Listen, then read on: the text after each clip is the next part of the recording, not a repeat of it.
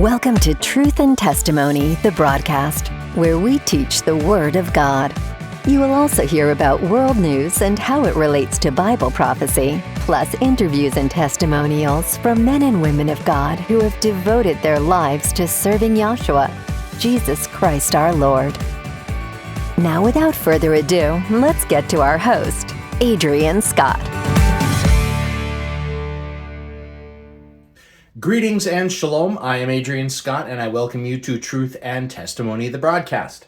You may notice this is a bit of a different visual, although you can still recognize some of the my brick wall there that I use from time to time. But trying something a little bit different, and we're going to see how this goes. So I figure if one of the issues that I'm having is not having enough time to sit at my lovely computer here and edit all of these different videos, which I'm still going to do, it would be nice to be able to still have something for people to check out and just kind of correspond with people and let you know how things are going and maybe share a little bit of wisdom, or opportunity for you to gain your own wisdom.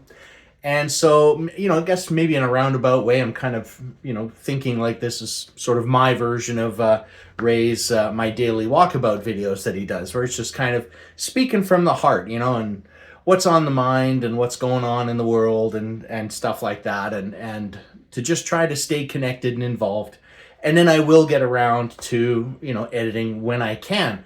As it is, I'm still continuing to find some struggle in having enough time to do editing. And I have to say, this is not me whining or anything, at least I don't think it is, that, on this particular channel, it is a case where, Ray and I we're a two-person team here. Although really, I guess we can start sort of considering Susan and potentially my wife, Kristen, potentially a part of the channel as well. But even with that, it is still a case where we are having to do everything ourselves. All of the recording, all of the pre-production of researching material, gathering scriptures or whatever references we need for a video, doing the recording, and then after all of that, having to do all of the editing and the uploading and everything else. It's not like we are a big team here and we have, the people behind the scenes doing the grunt work while we're looking pretty on camera.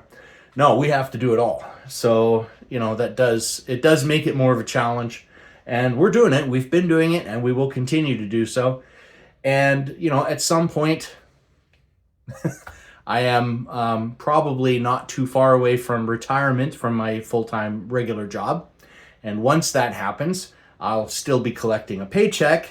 I'm very blessed and fortunate to be in that position to have that. But it will mean I'll have a lot more time to sit here and do this stuff. So, which I'd really like to do. This is what I'd rather be doing if this was a full-time job for me. But at this point, it's not. So, until then, this is kind of the compromise. So, there's kind of the preamble and everything. Maybe I'll have to try to come up with a name for this. But, so it'll be my, I'll think of some kind of clever name. Maybe by the time I get this posted online. But the idea was to not have to do much editing, that I could still communicate stuff and just get it up quickly. So this is our test to do that. Let's check it out. So basically, all I wanted to really do was, there was kind of a topic I wanted to touch on a little bit, and just a little bit of what's going on in world events. Because, the world is a crazy place right now, and there is a lot of stuff going on. Obviously, from my perspective, in fact, I think I could safely say from the perspective of every one of us on this channel, Israel is a big focal point in that, because aside from other things, we do, or at least I feel, that a lot of biblical prophecy is going to be fulfilled specifically regarding that land and those people. And so we should be interested and involved on what's going on over there. And so one of the things that's really been, it has been saddening at times. I found when anyone that's followed the channel for a while will know that at one point back in October of 2023, when a lot of craziness started going on October 7th in Israel, that myself and my friend Kevin were in Israel at that time, and we ended up actually getting stranded there. And by the amazing work of my wonderful wife, she was actually able to make travel arrangements for us to get out when a lot of people were stranded. At the best, they had short flights that the local airline, El Al, I believe they're called, were flying to Athens, Greece, to just get people out of Israel, at least to Athens, Greece, and then they could make, follow-up travel arrangements from there. But there was a long, long line of people waiting to do that. Anyway, so we were stuck there, and we were there when all these events were starting to transpire. And on the heels of that, I located an app, which I did put on my smartphone. And it basically was an early warning system. So whenever there were, because if anyone watched my Israel videos, you know that we're walking down the street and all of a sudden the air raid sirens would go off and you had to seek shelter and do all that. I found this app that would give you sort of an early warning system to any of those sirens going off and having to look for shelter. And I just maintained that app even after we left Israel. And it has been unfortunate to see that most of every day there are multiple alarms going off on my phone from that app, which notifies that there are incoming rockets. And furthermore, I should add that you could select the entire country in this app to be notified for all different regions when an alarm was going off, that if I had all the alarms for all of the country on, which I did for the first couple of days, it basically alarms were going off almost nonstop. And I'm not exaggerating with that. So eventually I reduced it down to only getting alarm notifications if the threat was to Tel Aviv or Jerusalem, which are basically the two central cities, like geographically the central cities in the country. Because if things have, there are continually skirmishes and little things going on along the various borders. That's a sad reality of what's going on. But when it involves Tel Aviv and Jerusalem, I just thought it was a bit bigger of a deal. And so it lets me know when something significant is going down without having this thing going off continually. And again, like if it was all notified, it was going off almost continually. So just that's, kind of the state of what's going on. Even after these ceasefires were agreed to and all this stuff happened, and I'm not just talking about right now, I'm talking about previous occasions as well, that, it usually didn't take too terribly long after the ceasefire that there would continue to be alarms sounding on my phone. Not as often as at other times, but they still were happening. So this is an ongoing thing over there. And I will point out, because I'm sure there's, a lot of people out there that are anti-Israel, and the number seems to be growing there.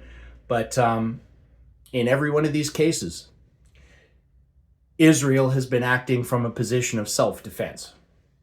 Unless there's something going on secretly and covertly, which I can't utterly rule out, they have been acting from a place of self-defense, and it's been the people around them that have been the initiators pretty much every time. And another one that is true, and this one's documented, is every time that they've tried to come up with some two-state solution to divide the land and have a portion for this group of people and a portion for this group of people, that to the best of my knowledge, in just about every example, Israel has agreed to the terms, even when it would have meant a loss of land for them. They still agreed to the terms for the sake of peace, but the other side rejected them. And you can look at the documentation to verify that yourself. So there's a lot of events going on there, and I do think that although it's that part of the world, by the nature of biblical prophecy and just how everything is going to be fulfilled, that it involves the rest of the world. even if you're not directly in the Middle East. So it should be of interest to us. And so I've been watching that. And of course, one of the more recent events to go on was so Israel had launched an initiative to disable the nuclear capabilities of Iran. Now, to me, and this is my personal perspective, I'm old enough that I go back to kind of the tail end of the Cold War, which was, this constant looming threat of nuclear destruction between, at the time, Russia and the United States. And that really one of the main things that prevented that from actually occurring is this idea, this principle that they call MAD, M-A-D, mutually assured destruction. That if the one side launched their nukes, which is true, then the other side they might get destroyed, but they'd have enough time to launch theirs back first. So everyone ends up getting destroyed. There is no winner. And that kind of, I think, lent itself to preventing anything from actually happening at that time. Although there were still a couple of instances where things got close. But I think you're looking at a little bit of a different dynamic when you're dealing with a regime like that is in Iran. And I'm not speaking about the Iranian people. I know many of them would be happy to see this regime go. But that this regime that is in power there under the Ayatollah, it would be a blessing to them to actually bring about this destruction and this death in multiple ways. It would be a really good thing for them. So they don't have, even if it resulted in their own destruction, they don't have the same inhibitions that prevent them from actually using something like that. And that's why I think it is particularly important that they cannot have the capability of producing nuclear bombs. Now, you can get whatever debates about they're not making nuclear bombs or whatever. I think most people get the reality that, right, no, they would absolutely do that, I think, if they could. Anyway, so they needed to be stopped. And Israel launched an initiative to take care of that. There had been a period of time that had been set for talks to go on about them Iran shutting down their ability to enrich uranium to the point of making weapons and all of this production, that it would cease. And those talks ended with no result. It was the next day after those talks ended that Israel launched a very precise and targeted attack to target those facilities and some of the people involved directly with those facilities. And it seems like, by all indications, it was a pretty strong success. However, there were some locations that were deep enough underground, that they were sheltered enough, that Israel did not have the capability to reach those locations.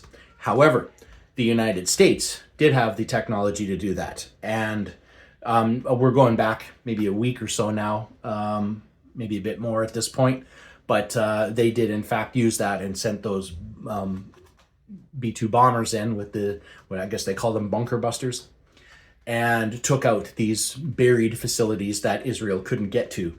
So although I think that a case could be made, it may not have stopped their ability to try and do this. I think they will try to continue. I would expect, seriously hampered them and slowed their timetable down significantly, I would think. And by all accounts, that particular strike was pretty successful as well. And by successful, I'm talking about, you're trying to get the job done with as minimal, impact on civilians as utterly possible. And it seems like it was a pretty good success on both sides for that. However, it does, of course, ramp up tensions there, and now more stuff is going on. So this is why it's a good idea, and you need to be careful of your sources, because I think most people get it nowadays that, frankly, the legacy media, the mainstream media, whatever you want to refer to that group as, can't necessarily be trusted, that they are not the way I put it, at least in the case of one of these agencies, these news agencies, I use air quotes there, is that it's not a news agency, it's an opinion agency, but they're passing off their opinion as if it is news. And that's the main reason I have a problem with them, on all three letters of their name. Wink, wink. So you have to be careful who you're listening to. I would say, don't just take my word for it. I am not abreast of everything that's going on. I don't know all the details. I always say that about the best you can do is try to get some perspectives on both sides of the picture. And when you can find the commonalities between those perspectives, that's usually, you're going to find some of the truth in that area where it overlaps. So that's about the best thing we can try and do. And just know that even if you go to one of those sources, don't just take it as gospel, that they may or may not be incorrect, intentionally or unintentionally, and just take it with a grain of salt, that there probably is some truth to it, but it could be getting worked in such a way to, further a particular agenda, which is where the loss of trust has come in for a lot of people with those agencies now. So it is good to keep yourself informed, and just do the best you can to temper that information. Try to combine it from multiple sources. Try to verify it in some other way outside of just taking whoever's word for it. Same thing I say about, us on this channel. Don't just take our word for it. Go inform and educate yourself. Same thing with this, but you should be informed. So that's kind of the big one there. We'll have to see what developments come out of there now, but I can say that since then, since those two attacks, in particular the US one taking out those remaining facilities, the alarms have increased in frequency again in Tel Aviv and Jerusalem. So the rocket launches are continuing unabated, though it's not quite as frequent as it was at one point, but it's still one a day, one every other day is still too much, and I am concerned about, loss of civilian life on either side of this. I'm not picking one side when it turns about innocent people who are just trying to work their jobs and take care of their families and do, their day-to-day activities, that they just keep, unfortunately, by being in the wrong area, I can't even call it the wrong area, but being in that area, that they are affected by this through no fault of their own, really, in many cases. So, I do pray, and I ask anyone out there watching this that you would continue to pray for the innocents there, that civilian impact would be as minimal as possible all the way around. If you're a civilian and you still are wanting for the destruction of Israel, then I think you've made your choice. And to me, you're at that point no longer a civilian. But so there's that. There's more things I could say, but I don't want to start turning it into a finger pointing session. So I'll let it go there. There's kind of the current events there. There's lots of crazy stuff going on in our country here, Ray and I, our home country of Canada. And we have a political party and a political leader that are very clearly pushing a particular agenda. And I don't think that agenda is necessarily a good one. They're couching it in all the right language to make it sound good and look good and giving it a good paint job. But ultimately, everything they're trying to do, the end result is less freedom for people in a country that already has a distinct lack of freedom. Or I should, maybe I couldn't even say that. To try to be as fair as possible, yes, you have freedom in Canada. The catch is, as long as the government determines that you have that freedom. We have this wonderful Canadian Charter of Rights and Freedoms, but we've already seen during the pandemic that can be taken away when they deem that it's needed to, that you don't have rights at that point. And there's a lot of people that can speak to that one. So yeah, there's stuff going on in Canada. So pray for Canada, but really pray for the world. I mean, there's just so much craziness. There's craziness going on in the States. There's craziness going on in Canada. And there's certainly craziness going on in the Middle East, as there has been for a long time. One that really disturbed me recently was hearing a story. I don't know how bad this is, or even what people are generally thinking of this over in England. But people apparently, if I saw the information correct, and this is me, kind of taking it with that grain of salt, that are literally getting arrested and possibly detained for saying things that might be taken the wrong way. Just because they could possibly be taken the wrong way, they're actually getting arrested. And I found some video clips which show the police arresting some people, so it seems there's at least enough evidence to say something's going on there. But if that's the case, then that poor country, I feel for the people there who actually enjoy freedom, because it really looks like a lot of that freedom is gone too. One of those most protected things in the United States is this concept of freedom of speech. That, as anyone who is an advocate and a defender of this would point out, is it's not the speech that you agree with that needs to be defended. It's the speech that you don't agree with that needs the defending. That you don't have to agree with it, but that people should have the right to say it. And I would, couch that with the idea, unless they're clearly calling for active violence or something, like that needs to be not happening. So, but that freedom of speech, or loss of it, it can be subtle, but it can be very profound. And it can escalate to some really dark things, I think, quickly, if given the chance. So, things that we should be aware of.